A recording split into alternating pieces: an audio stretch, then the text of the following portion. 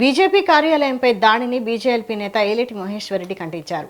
Ramachandra Rao arrest అప్రజాస్వామికమని అన్నారు. Parliament ప్రజాస్వామ్యానికి దేవాలయం లాంటిదని, సమస్యల పరిష్కారానికి వేదికగా ఉండాలని పేర్కొన్నారు.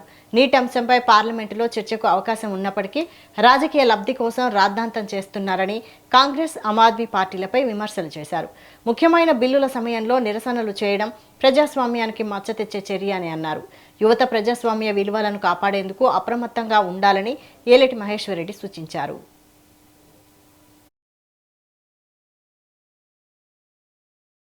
పార్లమెంట్ భారత ప్రజాస్వామ్యం ఒక దేవాలయం లాంటిది. అనేక సమస్యలను అక్కడ చర్చించి పరిష్కారం చూపేటువంటి భారత పార్లమెంట్ లో ఈ రోజు కొంతమంది నకిలీ గాంధీలు నిరసన పేరు మీద యువతను రెచ్చగొట్టడం చాలా బాధాకరం. గౌరవప్రదమైనటువంటి కుర్చీలో ఉండి కూడా కాంగ్రెస్ పార్టీ పార్లమెంట్ సభ్యులు కూడా ఈ రోజు కించపరిచే విధంగా పాల్పడడం చాలా బాధాకరమని తెలియజేస్తా ఉన్నాను. అనేక ముఖ్య బిల్లులు ప్రవేశపెడుతున్నటువంటి సందర్భంలో కావాలని నిరసన పేరు మీద యువతను రెచ్చగొట్టి ప్రజాస్వామ్యానికి మచ్చ వచ్చే విధంగా వ్యవహరిస్తున్నటువంటి కాంగ్రెస్, ఆమ్ ఆద్మీ పార్టీలకు వ్యవహార తీరును మేము ఖండిస్తా ఉన్నాం. నేను అడుగుతా ఉన్నాను, ఆమ్ ఆద్మీ పార్టీ గాని, కాంగ్రెస్ పార్టీ గాని వాళ్ళ రాష్ట్రాలలో, తెలంగాణలో సైతం నిరుద్యోగ యువత నిరసన తెలిపితే విచక్షణ రహితంగా లాఠీచార్జ్ చేయించినటువంటి కాంగ్రెస్ పార్టీ ఈ రోజు దొంగ నిరసనలు చెప్తా ఉన్నది.